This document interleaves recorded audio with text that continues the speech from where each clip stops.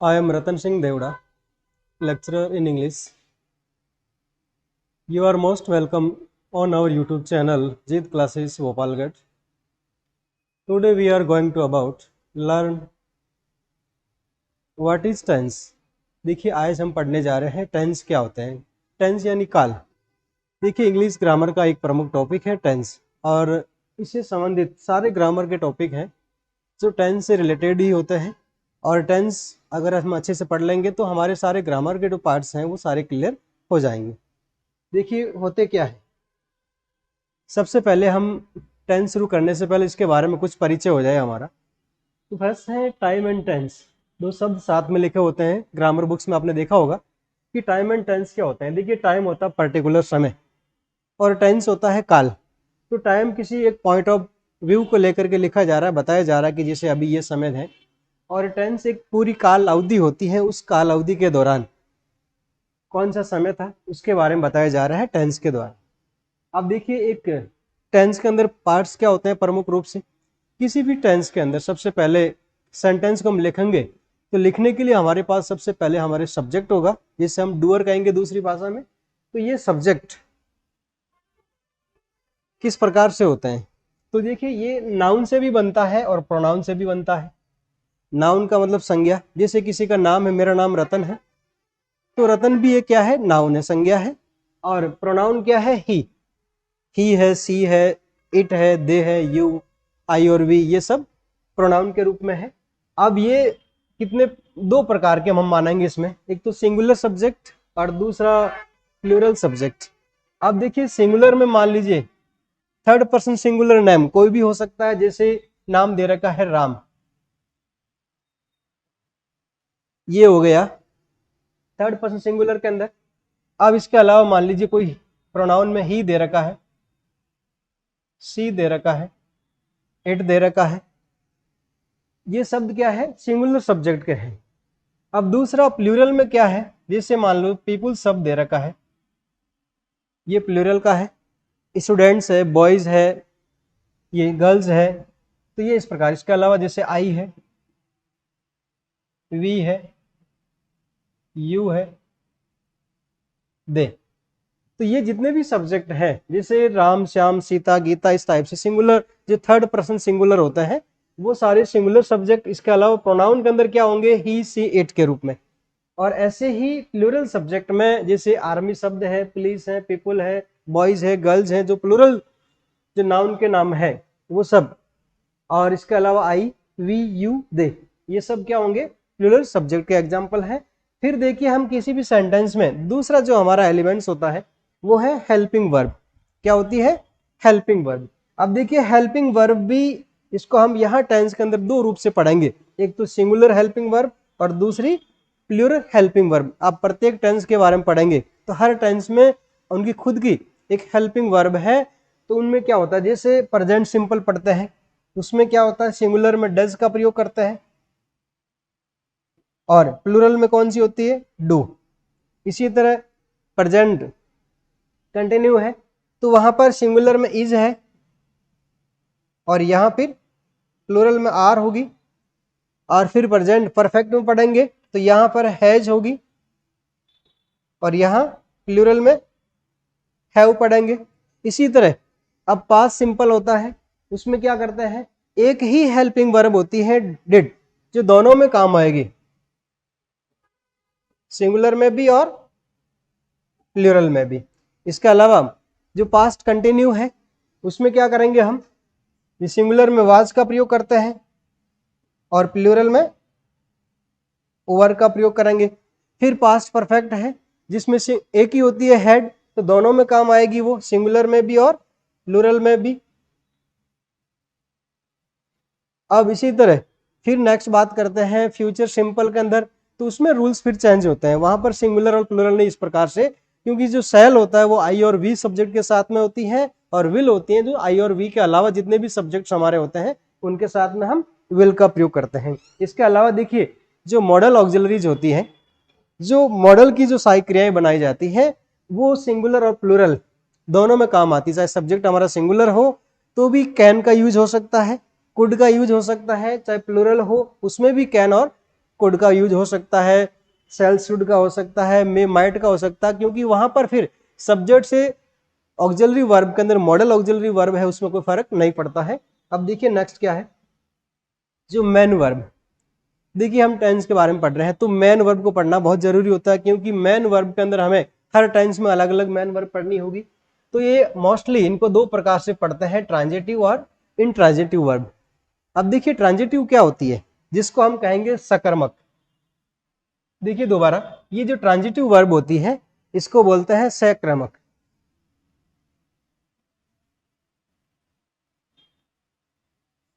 और ये इंट्रांजिटिव होती है अक्रमक। सक्रमक का अर्थ है ये सब्जेक्ट मतलब ऑब्जेक्ट सहित होती है, और इंट्रांजिटिव में अक्रमक में ये ऑब्जेक्ट रहित होती है। जैसे मान लीजिए कोई वर्ब है, जैसे लाफ,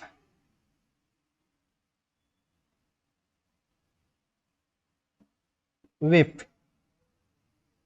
तो ये लाफ जो क्रिया है, विप लाफ यानी हंसना, विप यानी रोना, तो ये इंट्रांजिटिव के एग्जाम्पल है। जैसे फ्लाई शब्द है, ये सब क्या है, इंट्रांजिटिव, मतलब इनमें वो क्या हंसता है, क्या रोता है, क्या उड़ता, हम ऐसा नहीं कह सकते हैं। लेकिन जैसे वर्ब है ड्रिंक, ईट, प्ले, जैसे ड्रिंक यानी पीता, पीना, तो वो क्या पीता है, ईट यानी खाना, क्या खाता है, मतलब जिसे हम क्या से प्रश्न करें और वर्ब से हमारा आंसर मिले, ये ऑब्जेक्ट बताए कि हम ये काम कर रहे हैं, तो वो फिर सकर्मक हो गई। तो जो क्रियाएं अपने साथ में ऑब्जेक्ट लेती है वो सब ट्रांजिटिव वर्ब होती है, और जो क्रियाएं जिनको ऑब्जेक्ट की आवश्यकता नहीं होती, नो नीड ऑफ ऑब्जेक्ट, तो वो सारी क्रियाएं क्या कहलाती है, इंट्रांजिटिव वर्ब कहलाएगी। जैसे लाफ, वी, फ्लाई, और ये ड्रिंक, ईट, प्ले, प्ले यानी बजाना, वो क्या बजाता है, तो वायलिन बजाता है, गिटार बजाता है, हारमोनियम, क्या। तो इस प्रकार हमारे क्वेश्चन के आंसर जब मिले क्रिया से, तो वो क्या कहलाएगी, ट्रांजिटिव। और जो क्रिया से कोई आंसर नहीं बन रहा है, कोई उसमें ऑब्जेक्ट की आवश्यकता ही नहीं होती है, वो सब क्या होगी, इंट्रांजिटिव। अब देखिए ये तो था ट्रांजिटिव और इंट्रांजिटिव बारे में। अब हमें जो टेंस में पढ़ना है मोस्टली वर्ब्स की फॉर्म के बारे में पढ़ना है। तो देखिए कुछ किताबों के अंदर आपने देखा होगा कि फर्स्ट, सेकंड, थर्ड, फोर्थ और फिफ्थ तक फॉर्म दे रखी होती, लेकिन फिर उसमें क्योंकि फोर्थ में क्या दे रखा है, वर्ब की फर्स्ट फॉर्म के साथ आईएनजी दे रखा होता है, और फिफ्थ में क्या दे रखा है, ट्रांजिटिव फॉर्म दे रखी होती है। हमें केवल वर्ब की फॉर्म तीन ही याद रखनी है, वर्ब की फर्स्ट फॉर्म, सेकंड फॉर्म और थर्ड फॉर्म। क्योंकि फर्स्ट फॉर्म के साथ ही आईएनजी होती है, तो वो वर्ब की फोर्थ फॉर्म बन जाती है। अब जैसे रीड शब्द है, अब इसमें भी बहुत सारे रूल्स होते हैं कि किस प्रकार वर्ब को चेंज किया जाता है। तब मान लीजिए रीड शब्द है, तो इसकी सेकंड फॉर्म जो बनेगी सेम बनेगी, रीड का उच्चारण क्या हो जाएगा, रेड होता है, और थर्ड फॉर्म भी वापस रीड बनेगी। तो ये एक रूल्स हो गया। कुछ ऐसी वर्ब्स होती हैं जिनमें फर्स्ट फॉर्म, सेकंड फॉर्म और थर्ड फॉर्म बनाते समय कोई परिवर्तन नहीं होता है। फिर हम बात कर रहे हैं जैसे रन की, ये जो इस प्रकार की वर्ब है जिसमें देखो लास्ट अक्षर क्या है, एन कॉन्सोनेंट है, उससे पहले यू आया हुआ, तो देखिए इस प्रकार जब भी लास्ट कॉन्सोनेंट और उससे पहले यू हो, तब सेकंड फॉर्म में क्या करेंगे, ए एड का प्रयोग करेंगे, एन के पहले क्या बना देंगे, ए, और थर्ड फॉर्म में वापस क्या लिखा जाएगा, जो फर्स्ट फॉर्म थी वही वापस थर्ड फॉर्म में लिखनी है। इसी तरह फिर स्विम है, इसमें भी रूल्स है, लास्ट कॉन्सोनेंट है, उससे पहले आई स्वर आया हुआ है, तो ये आई चेंज होगा एम, ए के अंदर, तो स्वयं, स्वयं, और थर्ड फॉर्म हो जाएगा एस डब्ल्यू यू एम में। अब देखिए आई, ए और यू, इस प्रकार ये वर्ब चेंज होगी। इस तरह का एग्जाम्पल जो भी है वो सारे इसी रूल्स के आधार पर चेंज होंगे। फिर जैसे लाफ है, इसमें LAUGH, इसमें ईडी का प्रयोग करना, और देखिए जिसमें सेकंड फॉर्म के अंदर ईडी लग जाता है लाफ, तो वो थर्ड फॉर्म भी सेम होती है। और फिर है एंजॉय, इसमें भी क्या करेंगे, इसमें भी वाई ईडी लगा देंगे, एंजॉयड।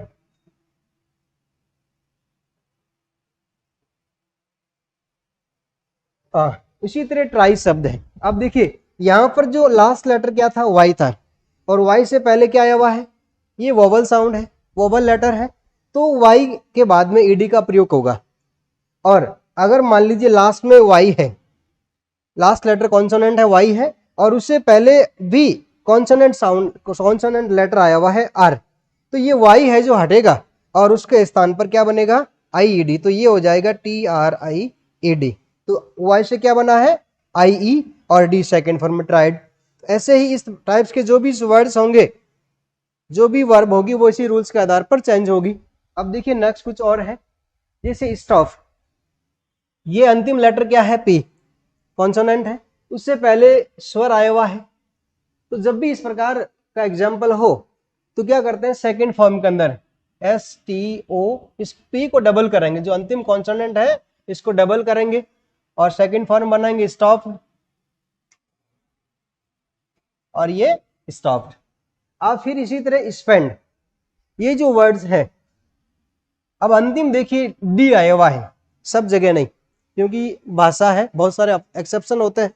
तो यहाँ स्पेंड है, तो इसको इस प्रकार पढ़ेंगे स्पेंट, डी से क्या बनेगा, टी बनेगा। जैसे लैंड शब्द होता है, लैंड यानी उधार देना, तो ऐसे ही लैंड हो जाता है उसका।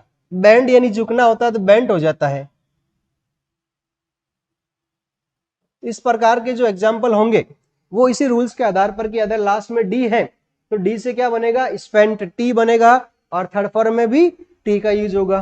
फिर देखिए फीड यानी खिलाना, ये जो वर्ब है इसका अंतिम क्या है, डी आया हुआ। इससे पहले क्या आया हुआ है, दो वोवल लेटर है, दो स्वर लेटर है, अक्षर है, तो इनमें से एक हो जाएगा जब भी सेकंड फॉर्म बनाएंगे, फेड, थर्ड फॉर्म में भी फेड। जैसे आपने शब्द देखा होगा मीट, मीट यानी मिलना होता है। अब इसकी सेकंड फॉर्म क्या बनाता है, मैट बनती है, और थर्ड फॉर्म भी मैट बनती है। तो ये एक सेम रूल्स का, मैंने सारे जो एग्जांपल ले रखे हैं वो हर एक एक रूल्स का एग्जांपल सेट किया हुआ है इस टाइप से। फिर ये हिट शब्द है, जो हिट है ये नो चेंज होता है, सेम रहेगा, हिट का हिट ही होगा। अब सट है, इसमें भी चेंज नहीं होगा, सेम रहेगा, जैसे कट पढ़ते हो, पुट पढ़ते हो, तो ये सब इंग्लिश में बहुत सारे ऐसी वर्ब होती है जो तीनों फॉर्म एक जैसी होती है। अब देखिए राइज, अब यहां पर एक और था, अभी हम रूल्स पढ़ा था स्विम के अंदर की, आई है जिसके सेकंड फॉर्म हमने क्या किया था, ए का, और थर्ड फॉर्म में यू किया था, लेकिन यहां पर और भी चेंज है। जैसे राइज है, इसकी सेकंड फॉर्म होती है रोज, राइज यानी उठना, रोज उठा, और थर्ड फॉर्म हो जाएगी राइजन, उठ चुका। और फिर ये प्ले, अंतिम वाई है, उससे पहले वोवल है, तो ईडी लग जाएगा, ये प्लेड। अब देखिए इनमें मीनिंग में क्या फर्क होता है। जैसे फर्स्ट फॉर्म है स्टॉप, स्टॉप यानी रुकना, यहां रुकना चाहिए, इस प्रकार के जैसे सेंटेंस है रुकना, स्टॉप रुका, उसने काम करना बंद कर दिया, रुक गया।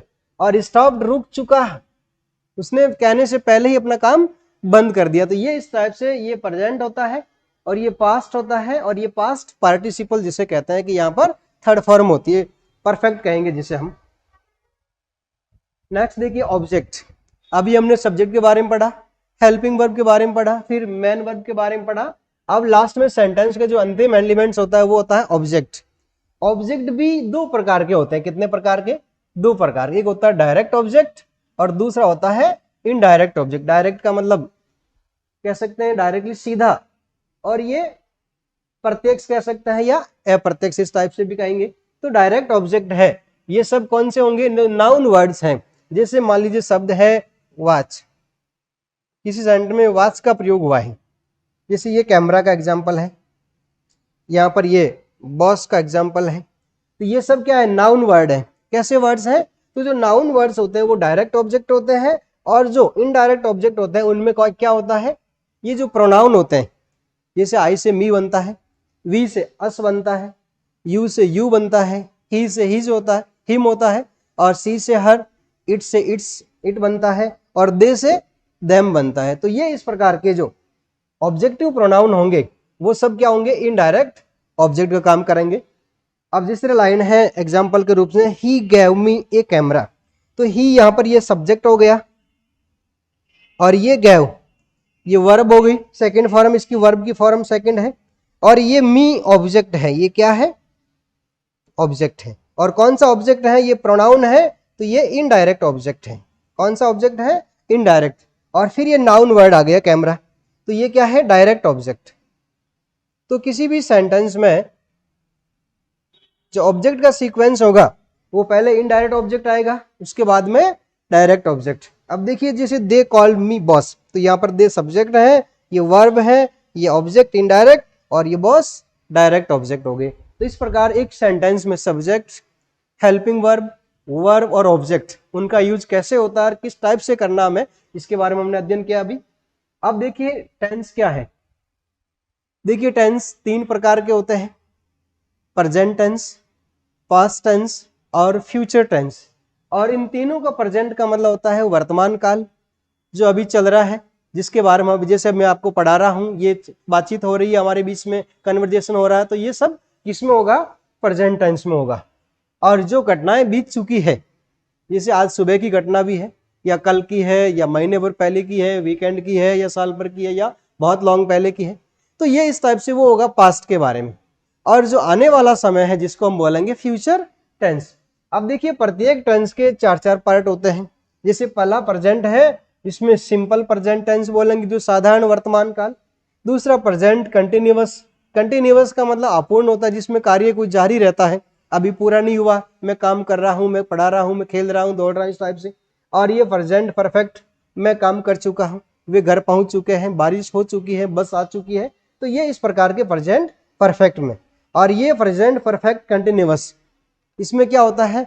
ये पूर्ण भी होता है और अपूर्ण भी होता है। किसी भी काम को अब शुरू कब हुआ ये मालूम नहीं है, नहीं शुरू हुआ ये मालूम है, लेकिन ये बंद कब होगा ये नहीं मालूम। जैसे 2 घंटे से बारिश हो रही है, शुरुआत 2 घंटे का टाइम हमें मालूम है, लेकिन अभी चल रही है, ये पूरी कब होगी ये अपूर्ण इस रूप में होगी। तो ये इस प्रकार प्रेजेंट के चारों पार्ट हो गए।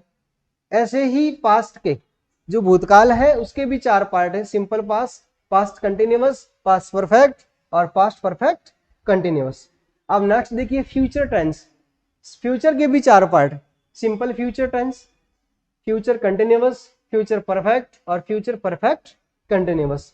अब देखिए नेक्स्ट जिसके बारे में हम आज पढ़ने जा रहे हैं वो टॉपिक है हमारा सिंपल प्रेजेंट टेंस। इसको दूसरे नाम से कह सकते हैं प्रेजेंट इंडेफिनेट टेंस। दूसरा क्या नाम हो सकता है? Present indefinite tense. अब देखिए ये टेंस का पहला पार्ट है। अब देखिए मैंने लिखा है रिकॉग्निशन या और आइडेंटिटी। अब देखिए क्योंकि जो हम पढ़ने जा रहे हैं उस टेंस के बारे में हमें डायरेक्टली, क्योंकि हमारे कंप्यूटर प्रतियोगी परीक्षाओं के अंदर डायरेक्टली क्या हो रहा है कि करेक्ट वर्ब भरनी होगी, आपको सेंटेंस दे रखा होगा और वहां टेंस का क्लू वर्ड्स दे रखा है, जिसके आधार पर हम क्या करेंगे? टेंस को डिसाइड करेंगे कौन सा इसमें आया हुआ है।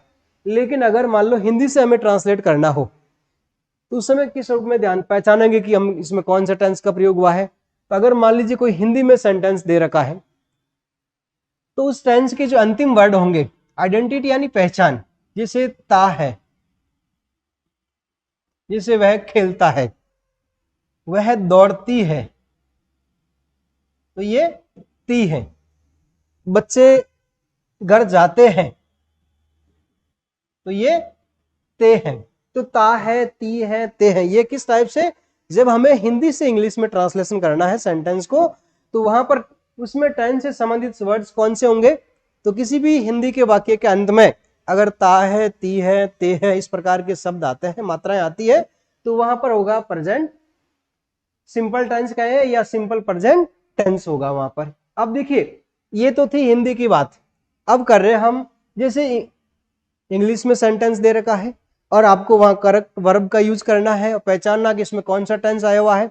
तब कैसे पहचानेंगे? उसके लिए देखो हर टेंस में अपने खुद के एडवर्ब्स ऑफ टाइम्स होते हैं, जिसमें कुछ एडवर्बियल होते हैं जो समय को बताते हैं, एडवर्बियल ऑफ टाइम्स होते हैं जो समय को बताते हैं। जैसे ऑलवेज, इसका अर्थ होता है हमेशा। ऑलवेज का मतलब क्या होता है? हमेशा। कोई भी कार्य जो रूटीन में होता रहता है, अर्थात वो प्रेजेंट इंडेफिनेट का सेंटेंस होगा। ऑफन यानी अक्सर, अक्सर यानी प्राय, जो रोज घटना घटित होती है अमूमन। जैसे कहेंगे समटाइम्स यानी कभी कभी, और जनरली सामान्यता,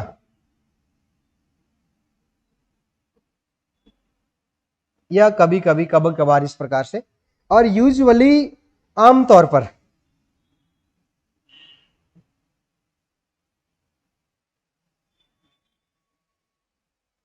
और उसके बाद है ओकेजनली। ओकेजनली का मतलब अवसर पाकर ही,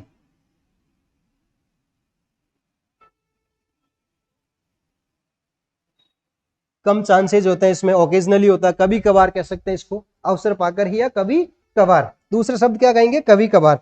रेयरली का मतलब दुर्लभता से, बहुत कम चांस होते हैं इसमें काम होने के, तो ये रेयरली वर्ड्स हैं। सेल्डम यानी कभी कभी, और फिर नेवर यानी कभी नहीं,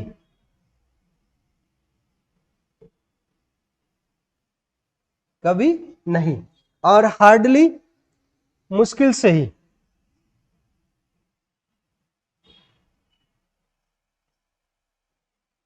हाँ स्कैर्सली,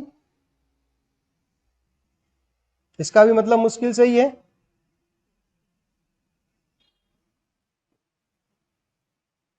और हैबिचुअली आदतन,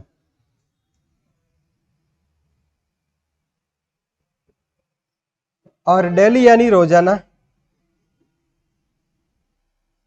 और फिर जैसे एवरीडे प्रत्येक दिन, एवरी वीक प्रत्येक सप्ताह, एवरी मंथ प्रत्येक वर्ष, और ये प्रत्येक महीना, प्रत्येक वर्ष, इस प्रकार से। और one a day, once a day दिन में एक बार, वीक वंस ए वीक सप्ताह में एक बार, वंस ए मंथ सब महीने में एक बार, और वंस ईयर मतलब साल में एक बार। एवरी मॉर्निंग प्रत्येक सुबह, एवरी नाइट, आफ्टरनून, ये इस प्रकार के जो वर्ड्स हैं ये क्या होंगे, एडवर्ब्स ऑफ टाइम। अगर इंग्लिश में सेंटेंस दे रखा है और आपको पहचानना कि इसमें कौन सा टेंस आया हुआ, तो ये जो शब्द है अगर कहीं दिए हुए हैं तो आपका टेंस कौन सा होगा, ये सिंपल प्रेजेंट टेंस होगा या प्रेजेंट इंडेफिनेट टेंस होगा। क्योंकि हमें टेंस पहचानना भी आना चाहिए, तभी हम करेक्ट वर्ब का यूज कर पाएंगे। और हमारी जो भी कंपटीशन एग्जाम्स है, प्रतियोगी परीक्षाएं हैं, वहां पर सेंटेंस बनाने नहीं होते हैं, हमें केवल सेंटेंस को पहचानना और वहां पर करेक्ट वर्ब का यूज करना है। अब देखिए इस टेंस में हेल्पिंग वर्ब क्या होगी, डू होगी, और दूसरी वर्ब क्या होगी, हेल्पिंग वर्ब डज। अब देखिए ये डू है जो ये बहुवचन की है, ये किसके साथ होगी, जो बहुवचन हमारे सब्जेक्ट होंगे उसके साथ में, और ये होगी एक वचन सिंगुलर, और ये अभी हमने पढ़ा था कि बहुवचन में कौन कौन से आएंगे यहां पर, जैसे आई है, वी है,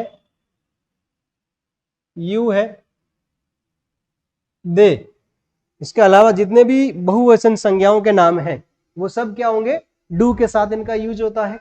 और ये डज एक वचन में क्या कहेंगे, जैसे थर्ड पर्सन सिंगुलर नेम, जैसे हमने पढ़ा था, जैसे राम नाम पढ़ा था मैं, ये गीता है, तो ये थर्ड पर्सन सिंगुलर नेम है। इसके अलावा जैसे प्रोनाउन में क्या होगा, ही होगा, सी होगा, और इट होगा। लेकिन ध्यान दीजिए ये जो हेल्पिंग वर्ब है ये कब यूज करनी है, जब हमारा सेंटेंस कैसा हो, नेगेटिव हो, या फिर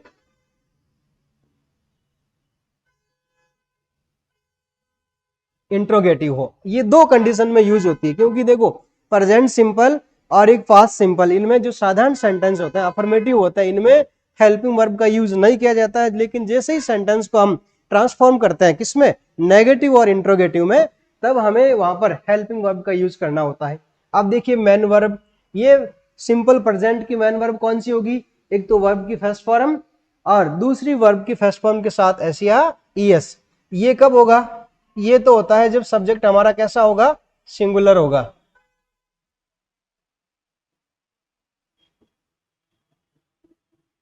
सिंगुलर सब्जेक्ट में कौन सी वर्ब की फर्स्ट फॉर्म के साथ एस या ईएस। और ये जो वर्ब की फर्स्ट फॉर्म है ये प्लूरल सब्जेक्ट में। ये कब? प्लूरल सब्जेक्ट में। अब देखिए यहां पर क्लियर हो गया कि अगर हमारा सब्जेक्ट, किसी भी सेंटेंस का जो सब्जेक्ट है प्लूरल है तो हमें वर्ब की फर्स्ट फॉर्म का यूज करना है, और अगर हमारा सेंटेंस का जो सब्जेक्ट है वो सिंगुलर है तो किसका प्रयोग करेंगे? वर्ब के साथ एस या ईएस का। अब ये भी ध्यान देना है कि कौन से वर्ब के साथ हमें एस का प्रयोग करना है और कौन से के साथ ईएस का प्रयोग करेंगे। अब देखिए यहां ध्यान देने की बात है कि वर्ब वही है, केवल हमें सब्जेक्ट का ध्यान रखना है कि अगर हमारा सब्जेक्ट सिंगुलर है तो ही हम वर्ब के साथ एस या ईएस का यूज करेंगे, अन्यथा नहीं करेंगे। अगर वर्ब वही दे रखी है और हमारा सब्जेक्ट प्लूरल है तो वर्ब के साथ कुछ नहीं आएगा, केवल वर्ब की फर्स्ट फॉर्म आएगी। अब देखिए इसमें भी क्योंकि वर्ब के साथ एस लगता है नॉर्मली, ये एक सामान्य रूल्स है कि जब हमारा सब्जेक्ट सिंगुलर हो तो वर्ब के साथ हमें किसका प्रयोग करना है? एस का। लेकिन कुछ जो इस प्रकार के वर्ब होंगे जिनके लास्ट लेटर जैसे डबल एस है, एस एच है, सी एच है और एक्स है या जेड है, उस समय हमें क्या करना है? उस वर्ब के साथ एस नहीं प्रयोग करेंगे, ईएस का प्रयोग करेंगे। उसके साथ किसका प्रयोग करेंगे? ईएस का। अब देखिए कुछ एग्जांपल है जैसे प्ले। अब इसमें नॉर्मली क्या आया हुआ है? अंतिम इसमें इस रूल्स के अनुसार है ही नहीं, S S, S H, C H, Z और एक्स है ही नहीं, तो फिर क्या करेंगे? केवल एस लगाया हमने। अब इसमें डबल एस हुआ किस में? तो इसकी वर्ब बनाएंगे, अगर हमारा सब्जेक्ट सिंगुलर होगा तो ये बनेगा किसेज, और टैक्स का टैक्सीज, क्योंकि एक्स आया हुआ है। इसमें पे में वाई है तो ये पेज, इसमें भी कोई परिवर्तन नहीं हो रहा है, केवल एस लग रहा है। यहां ये जेड का है, जेड आया हुआ बज, बज यानी गुनगुनाना, तो ये इसमें बजिज। और कैच पकड़ना तो कैचीज, ईएस का यूज करेंगे। राइट ई आया हुआ है अंतिम में, उसे कोई फर्क नहीं पड़ रहा, हमें एस लगाना है, राइट्स। और क्राई, अब देखिए यहां हमें चेंज करना है, अंतिम वाई है और वाई से पहले क्या है? ये कॉन्सोनेंट लेटर है, तो ये वाई को हटा करके उसके स्थान पर किसका प्रयोग करेंगे? आईएस का। तो इसका सिंगुलर बन जाएगा क्राइस। जिसे ट्राई है और हमारा सब्जेक्ट सिंगुलर है तो ये ट्राइज हो जाएगा। तो ये इस प्रकार वर्ब के साथ में कहां हमें एस लगाना है और कहां ईएस लगाना, ये तो हो गया क्लियर। लेकिन कब लगाना? कि जब हमारा सेंटेंस में सब्जेक्ट सिंगुलर हो तभी हमें वर्ब के साथ एस या ईएस यूज करेंगे, अन्यथा हमारी केवल वर्ब की फर्स्ट फॉर्म ही आएगी। अब देखिए अफर्मेटिव सेंटेंस, सेंटेंस कई प्रकार के होते हैं जिनमें साधारणतः हम पढ़ेंगे अफर्मेटिव, साधारण वाक्य, जिसको क्या कहेंगे? साधारण वाक्य।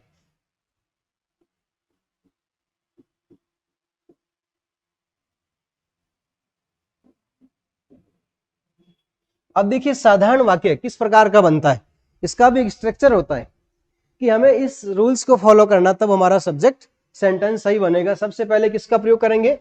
सब्जेक्ट का। उसके बाद अगर सब्जेक्ट हमारा प्लूरल है तब तो ये काम आएगी किसमें? ये प्लूरल में। और सब्जेक्ट हमारा सिंगुलर है तो ये पूरा फैमिली, ये किसमें होगा? सिंगुलर में। जब सब्जेक्ट सिंगुलर होगा तब वर्ब की फर्स्ट फॉर्म, फिर उसके साथ एस या ईएस लगाना है। और सब्जेक्ट हमारा प्लूरल है तो केवल वर्ब की फर्स्ट फॉर्म, और फिर लास्ट में क्या होगा? ऑब्जेक्ट। जैसे एक एग्जांपल है, राधा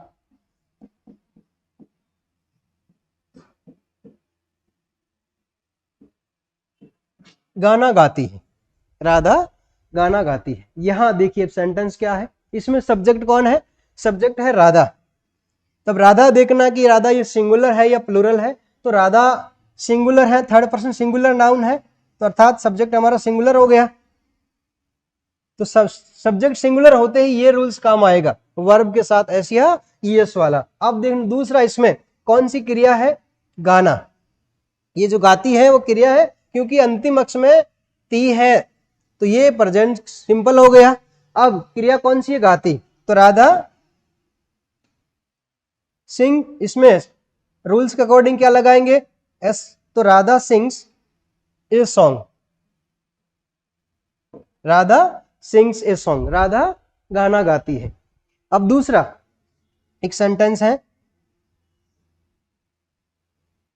लड़के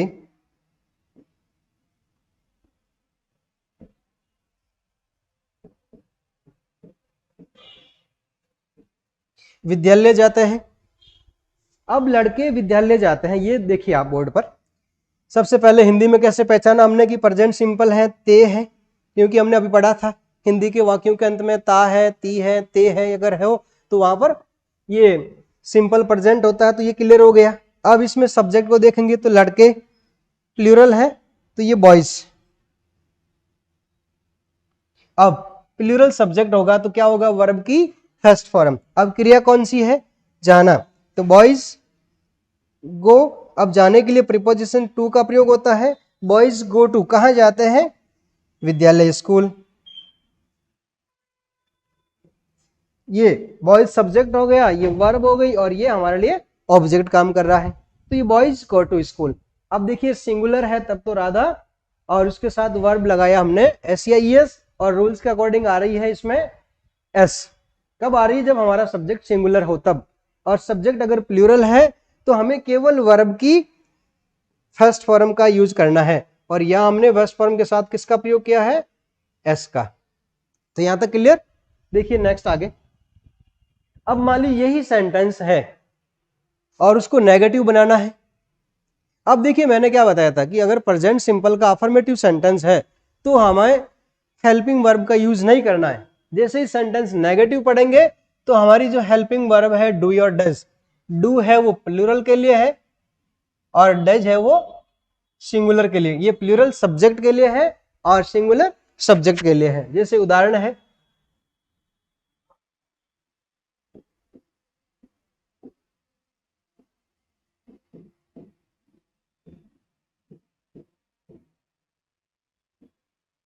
बच्चे खाना खाते हैं,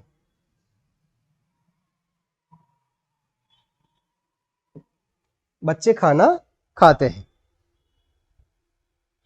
हाँ, ये अफर्मेटिव सेंटेंस हो गया, इसको नेगेटिव करना है क्योंकि नेगेटिव पढ़ रहे हैं।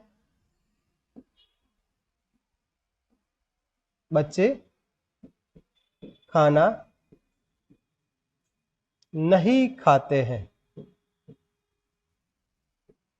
नहीं खाते हैं क्योंकि नेगेटिव सेंटेंस है। तो इसमें क्या करेंगे, सबसे पहले हमें देखना है कि सब्जेक्ट, तो ये बच्चे, चिल्ड्रन प्लूरल है, चिल्ड्रन हो गया। अब किसका यूज करेंगे, हेल्पिंग वर्ब का। तो जब हमारा सब्जेक्ट प्लूरल हो तो डू का प्रयोग करेंगे, चिल्ड्रन डू। अब नॉट का प्रयोग करेंगे, नॉट। और फिर वर्ब की कौन सी फॉर्म का यूज करना है, फर्स्ट फॉर्म का, ईट। और ऑब्जेक्ट क्या है, फूड। तो children do not eat food, बच्चे खाना नहीं खाते हैं। ये तो हो गया हमारा सब्जेक्ट प्लूरल, उसका एग्जाम्पल।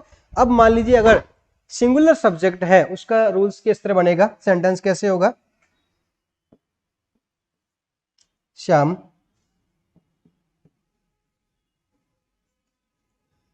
बांसुरी बजाता है,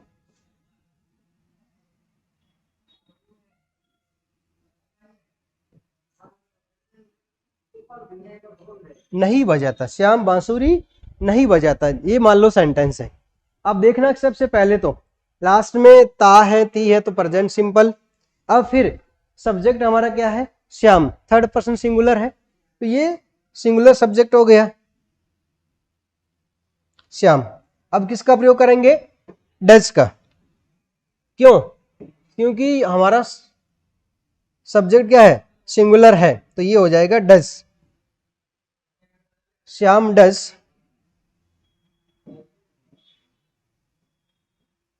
not play a flute, Shyam does not play a flute.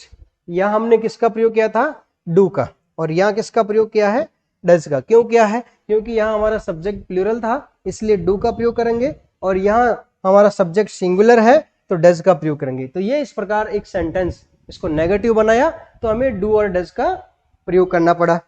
फिर देखिए आगे है इंट्रोगेटिव।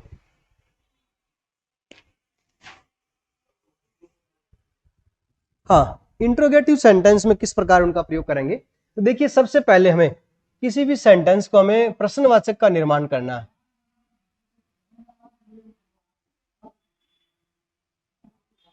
प्रश्नवाचक वाक्य, ये जो इंट्रोगेटिव सेंटेंस होता है ना, इनको प्रश्नवाचक बोलते हैं। और ये प्रश्नवाचक दो टाइप से बनते हैं। पहला, जैसे मान लो कोई WH वर्ड्स है उससे बनेगा। अगर WH वर्ड्स नहीं है तो हमें उसी टेंस में जो हेल्पिंग वर्ब दे रखी है उससे भी हम सब्जेक्ट के पहले यूज करके उसको सेंटेंस को प्रश्नवाचक निर्माण कर सकते हैं। फिर मैंने ये नॉट है जो ब्रैकेट में लिखा कि अगर नेगेटिव है तो सब्जेक्ट और वर्ब के बीच में नॉट लगाना है, अदरवाइज नहीं लगाना है। फिर वर्ब की फर्स्ट फॉर्म और ऑब्जेक्ट। जैसे एक सेंटेंस है, क्या क्या माता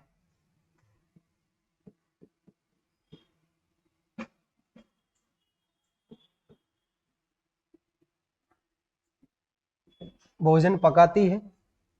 क्या माता भोजन पकाती है? तो अब देखिए यहां पर ये शुरू किससे हुआ है? क्या से। अब ध्यान रखना कि जो सेंटेंस क्या से शुरू होते हैं, किससे शुरू हो रहे हैं? क्या से। अर्थात क्या से शुरू होने वाले सेंटेंस किससे उनका निर्माण हो रहा है? हेल्पिंग वर्ब से। अब उस संबंधित टेंस में हेल्पिंग वर्ब क्या है उसी को हमें यूज करना होता है। तो हम पढ़ रहे हैं अभी, हाँ, सिंपल प्रेजेंट टेंस। इसमें डू और डज हमारे लिए हेल्पिंग वर्ब है। अब देखेंगे सब्जेक्ट क्या है? माता, सिंगुलर है तो इसमें हो जाएगा does.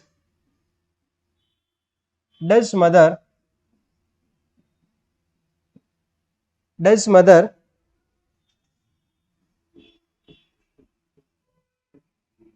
Cook food? Does mother cook food? क्या माता खाना पकाती है? अभी देखो आपने पढ़ा था कि जहां सिंगुलर सब्जेक्ट होता है वहां वर्ब के साथ एस या ईएस को प्रयोग करते हैं। लेकिन यहां ध्यान देना कि जैसे हम नेगेटिव सेंटेंस किया या इंट्रोगेटिव पढ़ा तो फिर वो वर्ब के साथ एस या ईएस नहीं होती है, वो केवल साधारण सेंटेंस अफर्मेटिव में ही होता है। और क्योंकि नेगेटिव करते ही अब जो सिंगुलर सब्जेक्ट है वहां पर हमें डज सहायक क्रिया के रूप में काम ले रहे हैं, इसलिए वर्ब के साथ हमें कोई परिवर्तन नहीं करना, वर्ब केवल फर्स्ट फॉर्म ही यूज की जाएगी। अब दूसरा,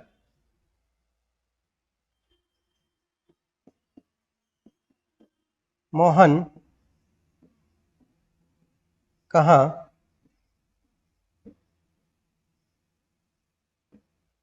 रहता है? जैसे ये लाइन है, मोहन कहाँ रहता है। अब इसे कैसे बनाएंगे देखो बोर्ड पर, क्योंकि यहां भी हमारा सब्जेक्ट क्या है? सिंगुलर है, लेकिन ये शब्द है कहाँ, ये किससे बना है? ये WH का क्वेश्चन है, WH है ना, तो इसे कहाँ की स्पेलिंग होती है? क्या स्पेलिंग होती है? वेयर। कहाँ के लिए वर्ड है? वेयर।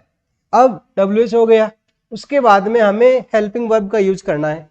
तो यहां पर मोहन के साथ में, मोहन सिंगुलर है तो डज का यूज करेंगे। Where does Mohan, where does Mohan live, where does Mohan live? Mohan कहाँ रहता है? अगर मान लीजिए यहां पर मोहन के स्थान पर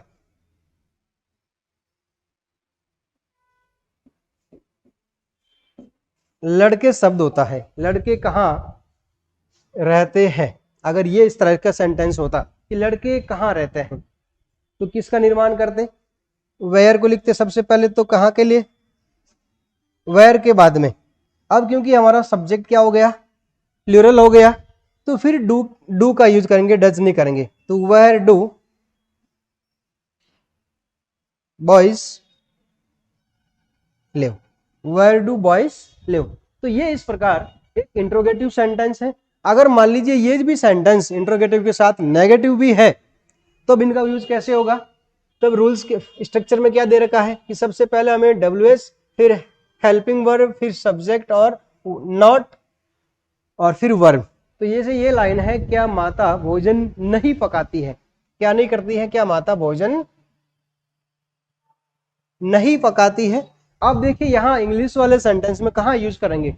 डज मदर, ये हमारा सब्जेक्ट हो गया, और not, does mother not cook food? ठीक है, सब्जेक्ट और वर्ब के हमें बीच में नॉट का प्रयोग करना है। ऐसे ही दूसरा, मोहन कहां नहीं रहता है? मोहन कहां नहीं रहता है? तो where does Mohan not live? लड़के कहाँ नहीं रहते हैं, तो where do boys not live. अब देखिए अगर मान लीजिए कभी कभार क्या होता है किसी भी सेंटेंस में जो हमारे इंट्रोगेटिव एंड नेगेटिव होते हैं उसमें सेंटेंस मॉडल इस प्रकार लिखा होता है, डजंट ही वॉच मूवी, क्या वह मूवी देखता है। तो यहां पर देखिए नॉट क्या है, इस सब्जेक्ट से पहले ही आ गया क्योंकि इसमें कॉन्ट्राडिक्शन के साथ यूज हुआ है। हेल्पिंग वर्ब के साथ नॉट सब्जेक्ट से पहले भी आ सकता है। ठीक है, ये थे इस प्रकार हमारे सेंटेंस किसमें, सिंपल प्रेजेंट टेंस के। अब देखिए कुछ इसके जो फिक्स यूजेज होते हैं और हर बार एग्जाम्स में इन्हीं का यूजेज पूछा जाता है कि किस प्रकार टेंस में पढ़ना है, क्योंकि हमारे अधिकतर टॉपिक्स हैं जो इस प्रकार के करेक्ट वर्ब के आधार पर होंगे। तो सबसे पहले है हैबिचुअल एक्शन, कि जो कार्य आदतन किए जाते हैं उनके साथ में किसका यूज करेंगे, प्रेजेंट सिंपल का। जैसे राम हमारा सब्जेक्ट सिंगुलर है, तो अभी पढ़ा था हमने सेंटेंस किस प्रकार का दिखाई दे रहा है, गेट अप, ये वर्ब बरनी है अर्ली इन द मॉर्निंग, कि राम है सुबह जल्दी उठता है। नॉर्मल सेंटेंस है अफर्मेटिव का है, तो क्या करेंगे, राम सिंगुलर सब्जेक्ट है तो वर्ब भी कैसी होगी, सिंगुलर होगी, तो ये gets up, Ram gets up early in the morning. अब देखिए दूसरा, मुकेश खाली जगह है, हाँ टू बेड एट 10 PM, कि मुकेश 10 बजे सोने चला जाता है, सो जाता है। तो मुकेश सिंगुलर सब्जेक्ट है, तो ये गो वर्ब के फर्स्ट फॉर्म के साथ किसका यूज करेंगे, ईएस का। कब करेंगे, क्योंकि हमारा सब्जेक्ट है जो सिंगुलर है, तब वर्ब के साथ एस या ईएस हो सकता है। अब देखिए आई लिव इन मुंबई, मैं मुंबई में रहता हूं। आई हमारा सब्जेक्ट प्लूरल है, तो वर्ब फर्स्ट फॉर्म रहेगी, इसमें साथ कोई एस या ईएस का प्रयोग नहीं करेंगे। दे ऑलवेज, अब यहां पर सब्जेक्ट प्लूरल है, तो यहां पर क्या करेंगे, ऑलवेज कम, सेम वर्ब की फॉर्म रहेगी। और उसी तरह चिल्ड्रन ऑफन, अब देखिए यहां पर ये जो शब्द है ना, जैसे ऑलवेज शब्द है, ये ऑफन है और अर्ली इन द मॉर्निंग है। ये जो इस प्रकार का जो टाइमिंग शब्द है ये एडवर्ब ऑफ टाइम है, हमें सेंटेंस को पहचानने के लिए किसमें हमें किसका यूज करना है। ठीक है, तो चिल्ड्रन ये प्लूरल सब्जेक्ट है, तो ये क्राई सेम रहेगा, क्राई एट नाइट, बच्चे अक्सर रात में चिल्लाते हैं। अगर सिंगुलर होता, चाइल्ड होता, तो क्राइज करते यहां पर। अगर यहां पर चाइल्ड यानी बच्चा सिंगुलर, तब वाई के स्थान पर हमें आईएस का प्रयोग करना होता है, तो चाइल्ड क्राइज एट नाइट, इस प्रकार से यूज करते हैं हम। अब देखिए नेक्स्ट इसमें है दूसरा यूनिवर्सल ट्रूथ, जैसे सार्वभौमिक सत्य है।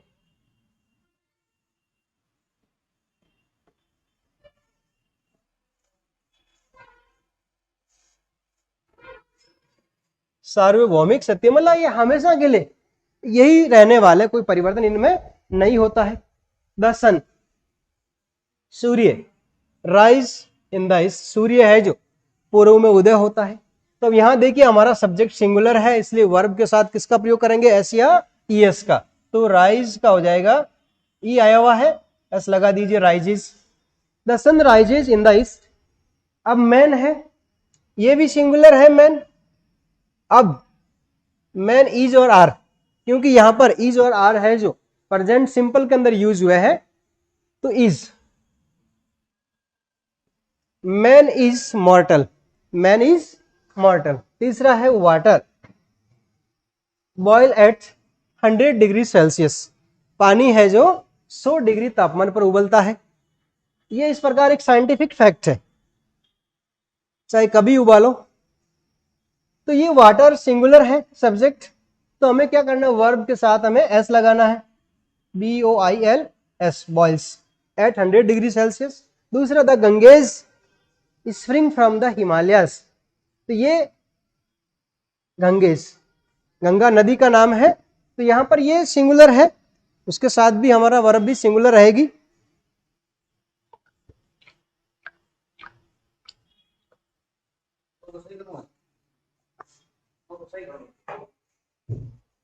हाँ, द गंगेज